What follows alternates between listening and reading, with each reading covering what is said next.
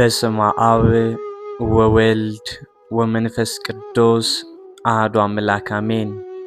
የልዑል እግዚአብሔር ቤተሰቦች የእናታችን የቅድስት ድንግል ማርያም የአስራት የበኩራት ልጆች እንኳን ለፀሐይ ልዳ ለኮከበ ልዳ ለሰማዕቱ ለኃያሉ ለቅዱስ ጊዮርጊስ ወርሃዊ መታሰቢያ ክብረ በዓል እንዲሁም በዚህች ዕለት ታስበው ለሚውሉ ቅዱሳን ክብረ በዓላት በሰላም በጤና ደረሳችሁ።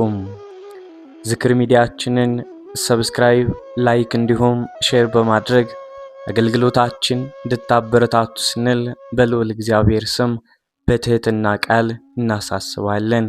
ከሰማዕቱ ከቅዱስ ጊዮርጊስ ከረድኤቱ ከበረከቱ እንዲመላብን የልዑል እግዚአብሔር መልካም ፈቃድ ይሁንልን። አሜን።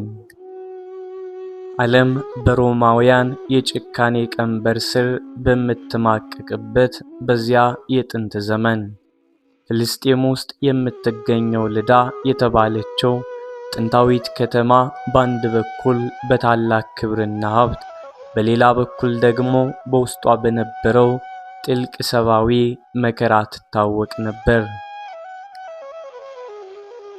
በዚች ከተማ ውስጥ የሚኖሩት አንስጦስዮስና ባለቤቱ ቴዎብስታ እግዚአብሔርን የሚፈሩ ለድሆችና መጠጊያ የሆኑ ባለጸጎች ነበሩ። ከብዙ ዘመን ልመናና ጸሎት በኋላ ልክ እንደ መጋቢት 23 ቀን የቤታቸው ጨለማ የሚገፍ የልባቸውን ስብራት የሚጠግን አንድ ወንድ ልጅ ተወለደላቸው። ስሙንም ጊዮርጊስ አሉት። ትርጉሙም ገበሬ ወይንም የምድር ሰራተኛ ማለት ሲሆን በኋላ ግን የነፍሳትን አራሽና የሰማዕትነት አለቃ ሊሆን የተመረጠ ቅዱስ ታላቅ ፍሬ ነበር። ወጣቱ ጊዮርጊስ በወላጆቹ ክንድ ላይ ሆኖ በክርስትና እምነትና በበጎ ምግባር ታንጾ ማደግ ጀመረ። መልከ መልካምነቱ፣ የአንደበቱ ጣፋጭነትና በሰውነት ላይ የሚታየው የተለየ የግርማ ሞገስ በከተማዋ ሰው ሁሉ በሁሉም ዘንድ ተወዳጅ አድርጎት ነበር። ነገር ግን ይህ የደስታ ኑሮ ለረጅም ጊዜ አልዘለቀም። የፈተናው ማዕበል ገና በለጋነቱ በቤተሰቡ ላይ መውረድ ጀመረ።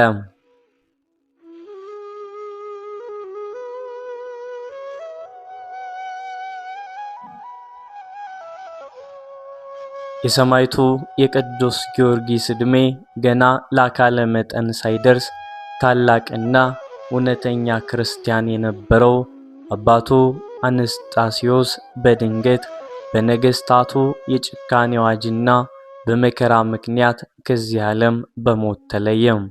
ይህ ክስተት በቤቱ ላይ ጥቁር ጥላ ጣለ። የቤቱ ምሰሶ ተናጋ። እናቱ ቴዎብስታም በሐዘን ተመላች።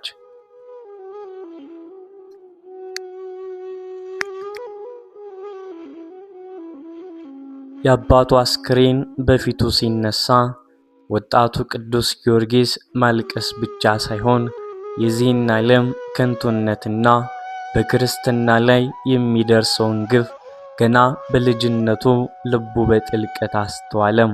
አርቆም እንደ ንስር ማየት ጀመረ። እናቱ እያቀፈ እንባዋን በደካማ እጆቹ እየጠረገ እናቴ ሆይ አትርሺ፣ እግዚአብሔር የአባት የሌላቸው አባት ነው እያለ ያጽናናታል። ነገር ግን በዚች ጠባብ ቤት ውስጥ ከአባቱ መቃብር ጀርባ ሌላ ትልቅ የሐዘንና የባርነት ቀንበር ይጠብቃቸው ነበር። የሮማውያን የጦር አበጋዞች የአባቱን ክብርና ንብረት ለመጠበቅና ወጣቱ ጊዮርጊስን ወደ ወታደራዊ የባርነት ሕይወት ለመውሰድ በሩን ማንኳኳት ጀመሩ።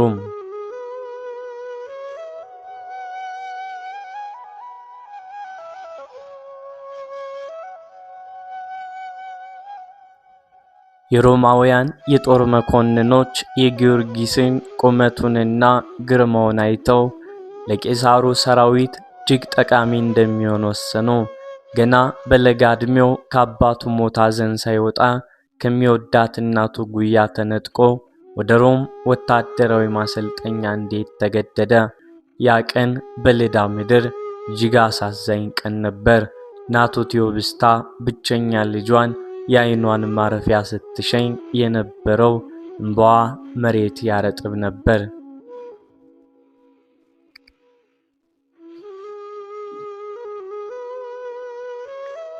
ጊዮርጊስ ፈረሱ ላይ ከመውጣቱም በፊት በጉልበቱ ተንበርክኮ የእናቱን እግር እየሳመ እናቱም እጆቿን ወደ ሰማይ ዘርግታ የአብርሃም አምላክ፣ የይስሐቅ አምላክ፣ የያዕቆብ አምላክ ሆይ ይህንን ብቸኛ ልጄን ላንተ አደራ ሰጥቻለሁ።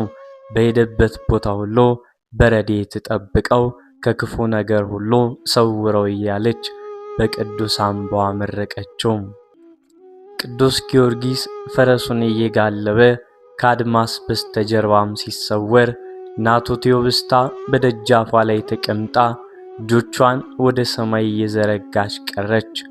ይህ መለያየት የወጣቱን ጊዮርጊስን ልብ በሐዘን የሰበረ ቢሆንም በውስጡ ግን ፍጹም የሆነ የጽናት እሳትን አነደደበት።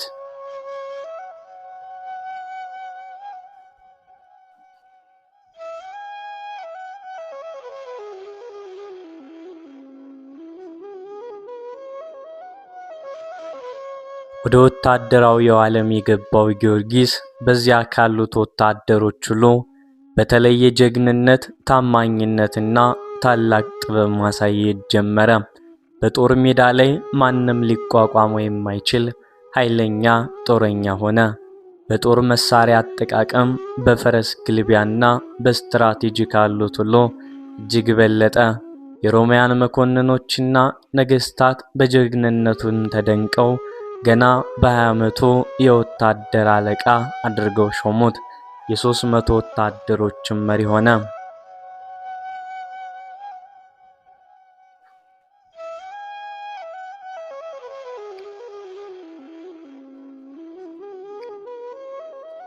በምድር ላይ ስምና ዝናን አተረፈ።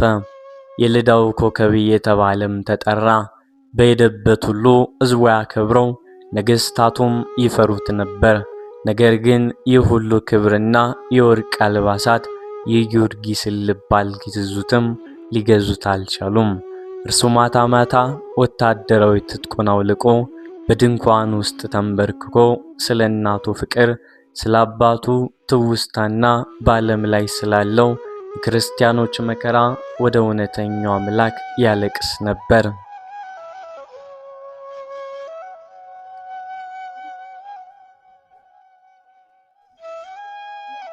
የምድር ክብር ጫፍ ላይ የደረሰው ወጣቱ ጊዮርጊስ የሮማውያን ንጉሥ ዲዮቅልጥያኖስ በክርስቲያኖች ላይ ሊያውጅ የተዘጋጀውን አሰቃቂ ደም አፋሳሽ አዋጅ ሰማ። ይህ አዋጅ የጊዮርጊስን ሕይወት ሙሉ በሙሉ የሚቀይር፣ ከምድራዊ ክብር ወደ ሰማያዊ መስቀል የሚወስደው የታላቅ ተጋድሎም መጀመሪያ ነበር።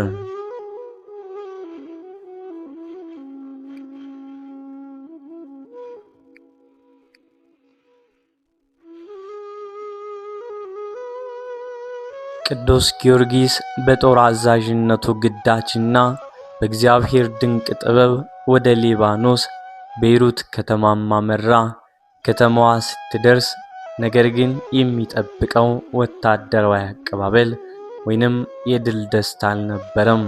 ይልቁንም ከመሃል ከተማው የሚሰማው ጥልቅ የልቅሶ፣ የዋይታና የጩኸት ድምፅ ሰማዩን ቀዶታል። ከተማዋ እጅግ ውብና ለምለም ብትሆንም በውስጧ የሚኖረው ሕዝብ ግን ለዓመታት በታላቅ ፍርሃትና ጭቆና ውስጥም ወድቆ ይኖር ነበር።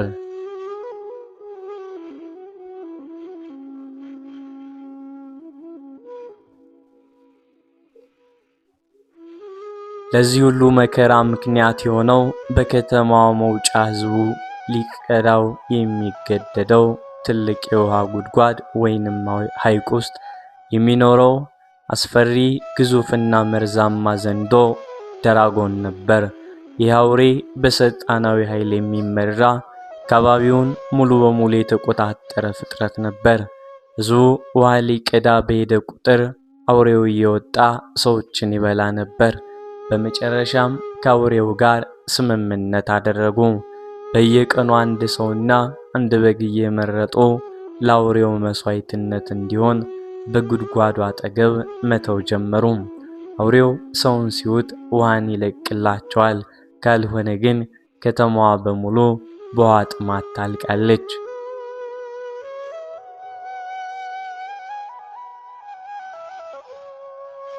ቀናት፣ ሳምንታትና ዓመታት አለፉ። የከተማዋ ድሆች ልጆቻቸውን በሙሉ ለአውሬው መስዋዕት አድርገው ጨረሱ። ቤቶች ሁሉ የልጅ ያለ እያሉ በልቅሶ ታጠቡ። በመጨረሻ ዕጣው በከተማዋ አስተዳዳሪና ንጉሥ በነበረው ሰው ቤት ውስጥ ላይ ወደቀ። የንጉሥ ብሩክታዊት ወይንም ብሊስታ የምትባል እጅግ ውብና ተወዳጅ አንዲት ፍሬ ልጅ ብቻም ነበረችው።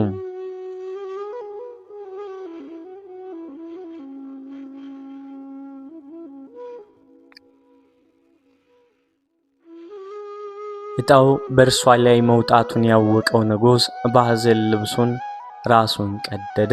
ወርቁን፣ ብሩን፣ አልማዙን አውጥቶ ለሕዝቡ እያሳየ እባካችሁ ሕዝቦች ሆይ ይህንን ሀብት በሙሉ ውሰዱ፣ ነገር ግን አንዲት ልጄን አትርፉልኝ እያለ ለመነ።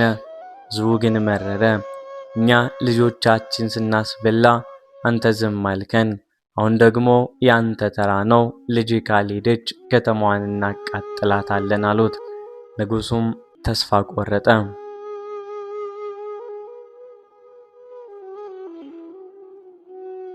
የንጉሥ ልዕልት የነበረችው ወጣቷ ብሩክታዊት የወርቅና የሐር ልብሷን አውልቃ የመስዋዕትነት ነጭ ልብስ ለበሰች። እናቷ በልጇ አንገት ላይ ተጠምጥማ ስታለቅስ፣ አባቷ በሐዘን እብድ ሆኖ መሬት ላይ ሲንከባለል፣ ከተማዋ በሙሉ በለቅሶ ስትናወጥ፣ ብሩክታዊት እንባዋ እየፈሰሰ ብቻዋን ወደ አስፈሪው የሞት ሸለቆ እግሮቿን ማንቀሳቀስ ጀመረች።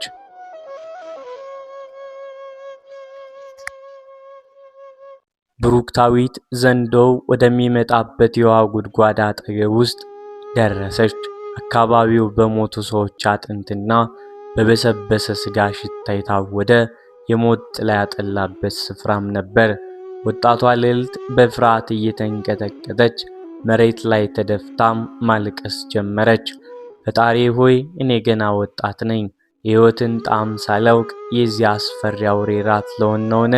እናትና አባቴ ማን ያጽናናቸው? ማንስ እንባቸውን ያብስላቸው ይሆን? እያለች ወደ ሰማይ ስትጮህ ነበር። ልክ በዚያ ሰዓት መሬት መናወጥ ጀመረ። የሐይቁ ውሃ ተናወጠ፣ አረፋ ደፈቀ። አስፈሪውና ታላቁ ዘንዶ ዓይኖቹ እንደ እሳት እየነደዱ ከአፉ መርዛማ ጭስ እያወጣ ወጣቷን ልዕልት ለመዋጥ ቀስ እያለ ከጉድጓዱ መውጣት ጀመረ። ብሩክታዊት ዓይኖቿን ጨፍና የሞትን ሰዓት መጠባበቅ ጀመረች።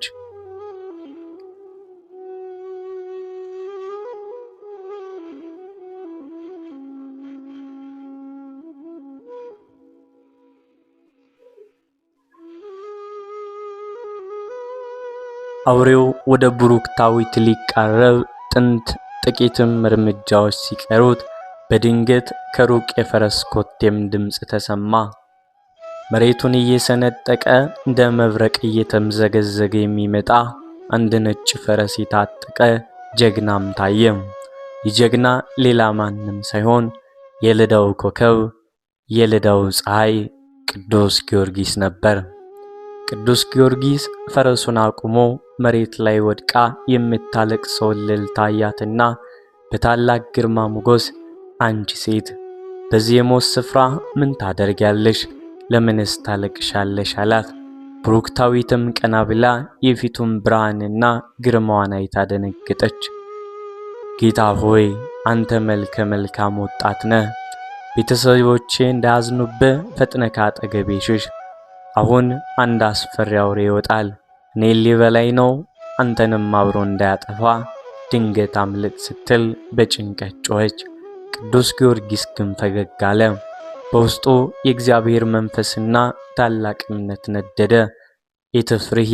አትፍሪ፣ እኔ የምሰግድለትና የማመልከው የናዝሬቱ ኢየሱስ ክርስቶስ ዛሬ ካንቺ ጋር ነው አላት።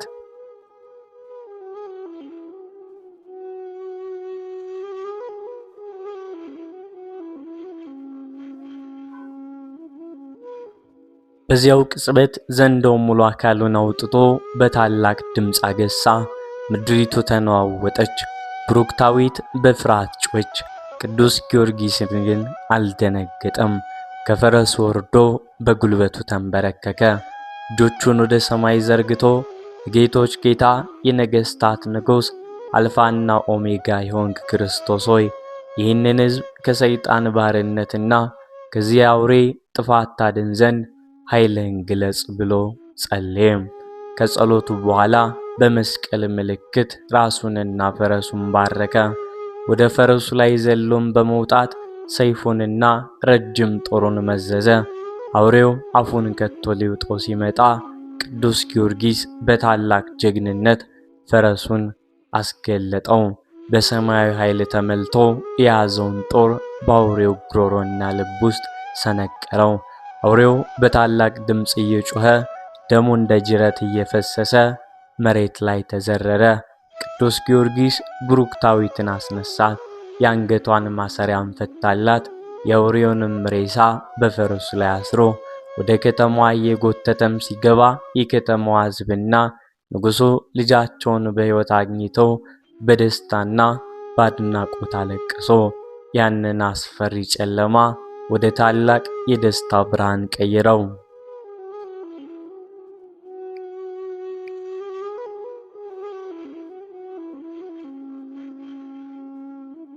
ይህ ታላቅ ታምር በሊባኖስ ምድር ያሉ ሰዎችን ሁሉ ወደ ክርስትና እምነት መልሳቸው። ቅዱስ ጊዮርጊስ ዝና በዓለም ሁሉ ተሰማ። ነገር ግን ይህ ታላቅ ዝናው በክርስቲያኖች ላይ ደም አፍሳሽ ጦርነት ለከፈተው ለሮማዊ ንጉሥ ዲዮቅሊጥያኖስ ጆሮ ሲደርስ ንጉሡ በታላቅ ቁጣም ተመላ። ጊዮርጊስን ወደ ቤተ መንግሥቱ እንዲያመጡትም አዘዘ።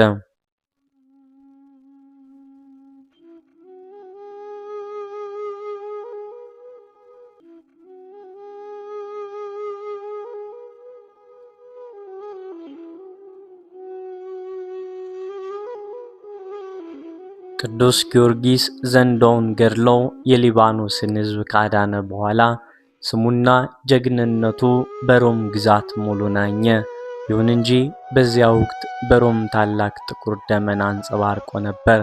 ጨካኙ የሮማ ቄሳር ዲዮቅሊጥያኖስ ከሌሎች 70 የዓለም ነገሥታትና ገዢዎችም ጋር በመሆን በክርስቲያኖች ላይ ታላቅ የጥፋት አዋጅ አወጀ።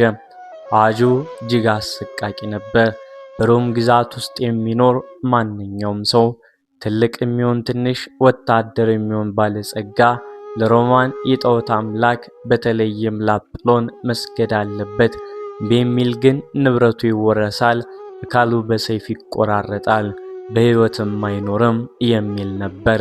ይህንን አዋጅ ለማስፈጸም በየአደባባዩ የክርስቲያኖች ደም እንደ ጅረቷ ይፈስም ነበር።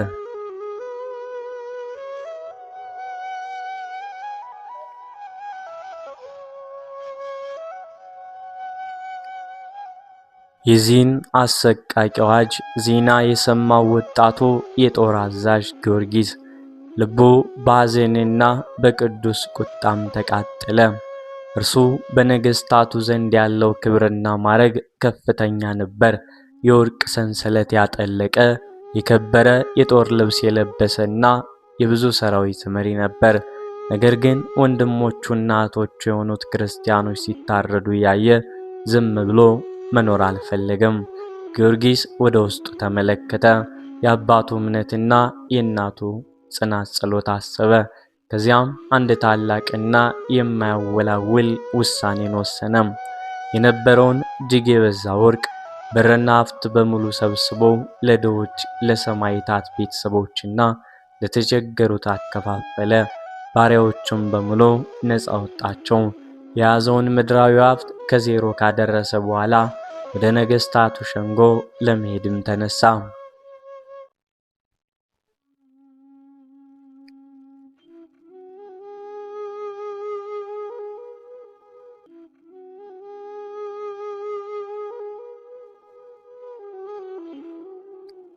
ዲዮቅልጥያኖስና ሰባቱ ነገሥታት በዙፋናቸው ላይ ተቀምጠው የክርስቲያኖች መከራ እያዩ በሚስቁበት በዚያ አስፈሪ አደባባይ በድንገት የክብር ወታደራዊ አልባሳቱን የለበሰው ጀግናው ጊዮርጊስ መሃል ላይ ቆመ።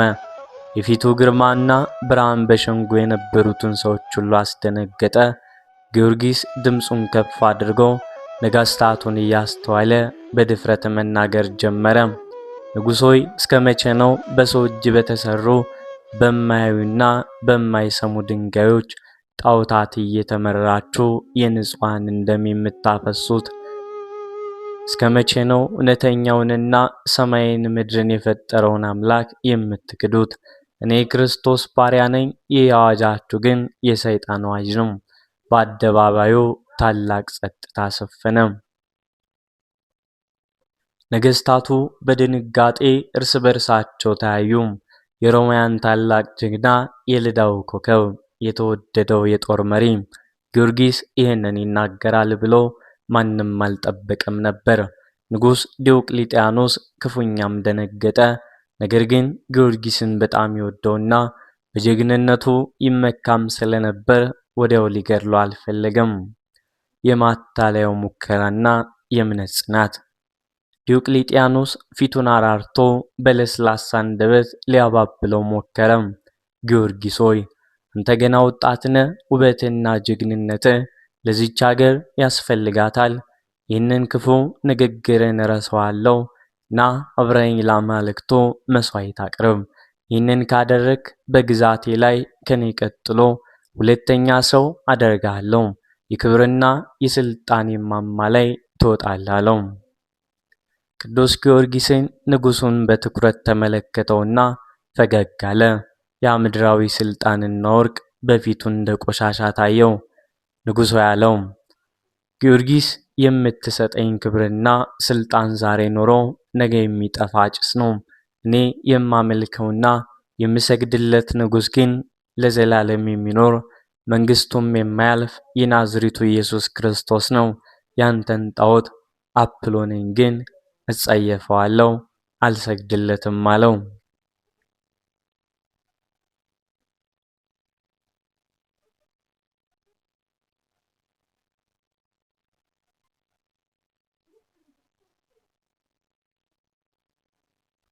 የጊዮርጊስ የማያወላውል መልስ የሰማው ዲዮቅልጥያኖስ ፊቱ በቁጣም ጠቆረ።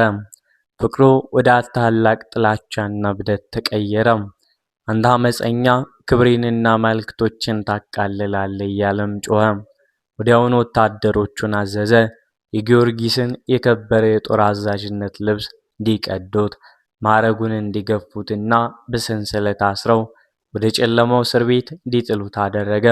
ወታደሮቹ በጭካኔ እየጎተቱት ወደ መሬት ውስጥ ወደሚገኘው ጠባብና ጨለማ እስር ቤት ወሰዱት። የቅዱስ ጊዮርጊስ የ7 ዓመታት አሰቃቂ መከራና የጽናት ፍልሚያ በዚያች ሰዓት በይፋ ተጀመረ።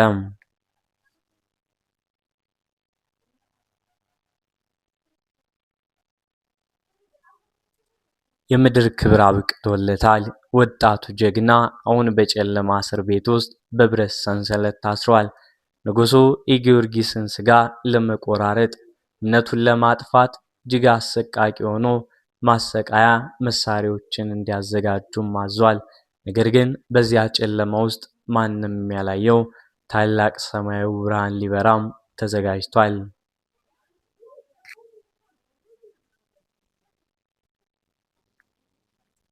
ቅዱስ ጊዮርጊስ ምድራዊ ማዕረጉን ተገፎ የክብር ልብሱ ተቀዶ ወደ ጨለማው እስር ቤት ከተጣለም በኋላ ጨካኙ ንጉሥ ዲዮቅልጥያኖስ የጊዮርጊስን ልብ ሰብሮ ለጣዖታቱ እንዲሰግድ ለማድረግ እጅግ አሰቃቂ የሆኑ ማሰቃያ ዘዴዎችን በጥላቻ ማዘጋጀት ጀመረ። በመጀመሪያው ቀን ወታደሮቹ ጊዮርጊስን ከእስር ቤት አውጥተው መሬት ላይ በጀርባው አስተኙት። ከዚያም 4 ጠንካራ ወታደሮች እንኳ ሊያነሱት የማይችሉትን እጅግ ግዙፍና ከባድ ድንጋይ በደረቱ ላይ ጫኑበት። የጊዮርጊስ ደረት ሊደቀስ፣ አጥንቶቹም ሊሰባበሩ ደረሱ። ትንፋሹ እየተቋረጠች ደሙ ባፉና ባፍንጫው እየፈሰሰ በዚያች ሰዓት ግን ልቡ ወደ ሰማይ ይጮህ ነበር። ንጉሥ ጊዮርጊስን አለመሸነፉን ሲያይ ይበልጥ አበደ።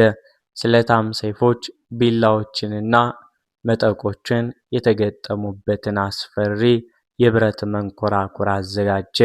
ቅዱስ ጊዮርጊስን በዚያ መንኮራኩር ላይ አስረው ከተራራው ላይ ቁልቁል አገላበጡት።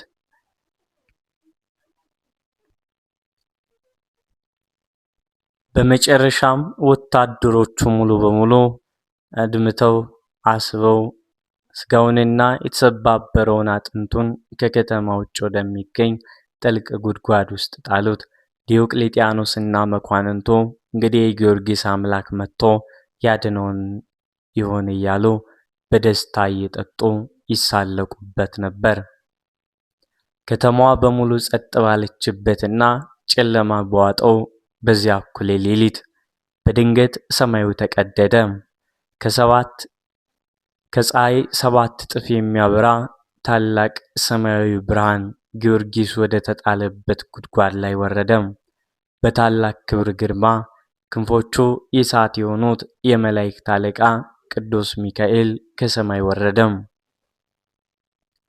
መልአኩ ወደ ጉድጓዱም ተመልክቶ በጣፋጭና በኃያል ድምፅ የልዳው ኮከብ የክርስቶስ ወታደር ጊዮርጊስ ሆይ ተነሳ እያለ እግዚአብሔር ካንተ ጋር ነው አለው። በዚያው ቅጽበት የተበታተነው ስጋውና የተሰባበረው አጥንት ተሰበሰበ። ቅዱስ ጊዮርጊስ ከሙታን ተለይቶ አካሉ እንደ ጤናማ ሰው ታድሶ ፊቱ እንደ መብረቅ እያበራ ከጉድጓዱም ወጣ። መልአኩም አቅፎ አጽናናውና ሰማያዊ ኃያል አለበሰው።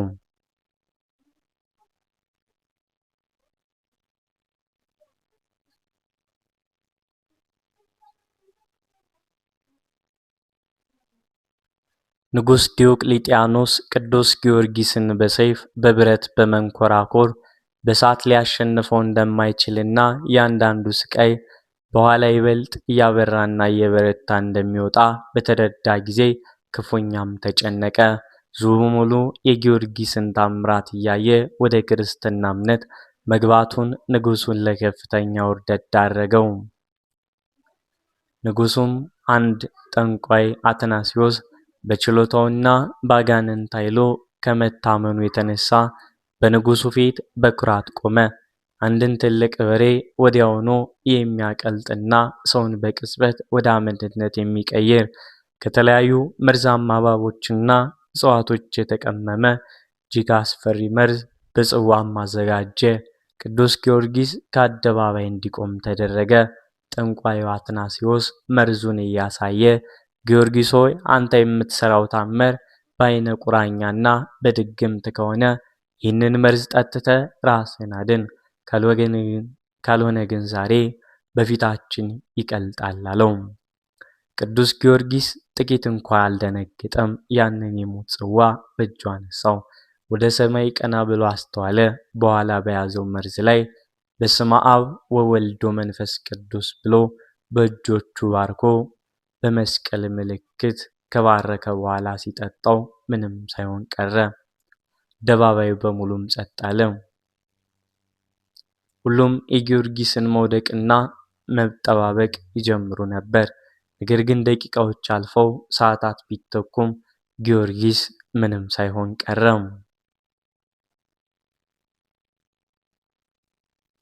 ይህንን ድንቅ ተአምር በዓይኑ ያየው ጠንቋይ አትናሲዮስ ይዞት የነበረውን የጥንቆላ መጽሐፍና መሳሪያ በሙሉ መሬት ላይ ጣለው።